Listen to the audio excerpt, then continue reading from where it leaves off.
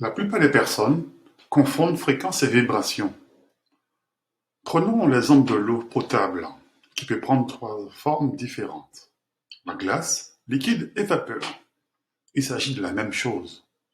C'est juste leur façon de vibrer au niveau atomique qui a changé à cause de la différence de température, mais leur fréquence reste la même, ça reste de l'eau, H2O.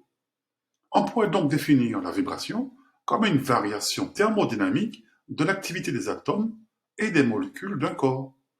Bien sûr, l'eau potable aussi, que nous avons choisie au départ, peut aussi changer de fréquence, mais ce n'est pas sûr qu'elle puisse dans ce cas demeurer potable.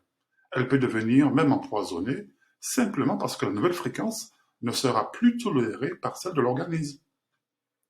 Donc, la fréquence permet à la réalité de changer au niveau subtil, alors que la vibration opère un changement au niveau macroscopique.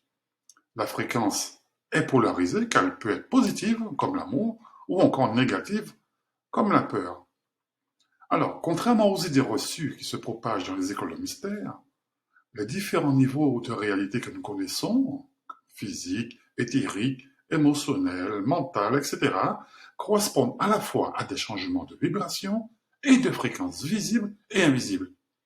Le changement de fréquence est en réalité, et sans jeu de mots, un changement de réalité induit par une modification d'une ligne temporelle qui s'opère au sein d'un même plan. Nous avons déjà étudié le fait que, à l'origine de ce changement de ligne de temps, la vibration peut être considérée comme un paramètre permettant d'intensifier ou de diminuer les ondes propres à cette réalité, de telle manière pour que puisse effectuer un changement fréquentiel à partir d'un certain seuil critique extrémal.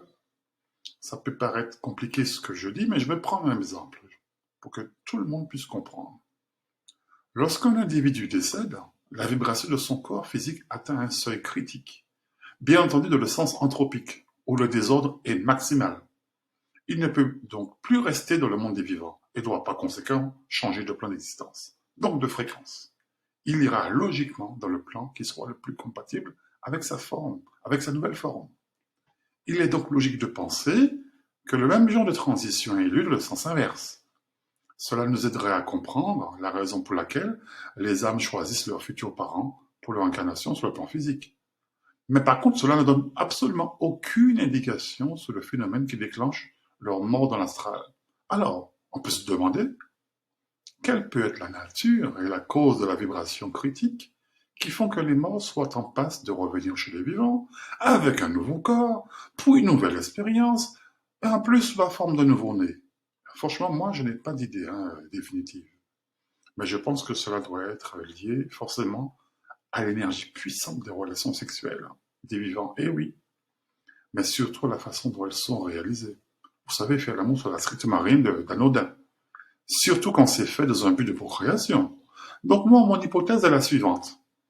La vibration de l'amour, qui est aussi une vibration fréquentielle, entre en jeu afin de rentrer en résonance vibratoire avec l'âme la plus compatible du monde astral.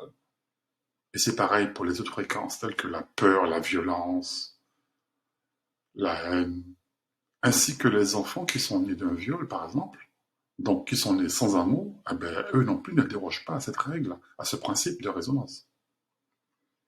Il y a une hypothèse que je prends très au sérieux, c'est que le choix des parents, par les âmes, soit déjà acté avant même leur rencontre physique sur Terre. Ah oui, le futur incarné a une conscience plus élargie du temps. Pour lui, le passé, le présent et le futur sont confondus.